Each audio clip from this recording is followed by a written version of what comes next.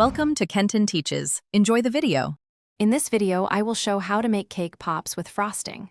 First, bake your favorite cake, like a chocolate or vanilla sheet cake, and let it cool down completely. Once cooled, crumble the entire cake into very fine, even pieces. It's important to ensure there are no large lumps left, as this will make your cake pops much smoother and easier to work with in the next steps. Now, it's time to add the frosting. Start by adding about 1/4 cup of your preferred frosting to the crumbled cake. You might need a little more or less, so add it gradually.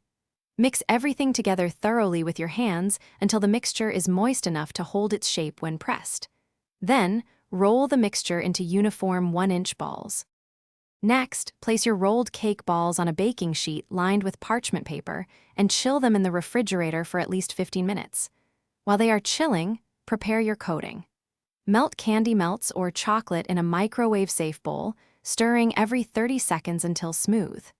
Dip the tip of each lollipop stick into the melted coating, then insert it about halfway into a cake ball. Finally, it's time for the fun part, dipping and decorating. Dip each cake pop into the melted coating, ensuring it's fully covered, then gently tap off any excess. Work quickly as the coating sets fast. Before it hardens, decorate your cake pops with sprinkles, drizzles, or edible glitter.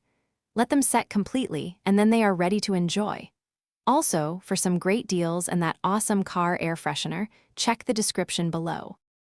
Thanks for watching. Please subscribe if this video was helpful.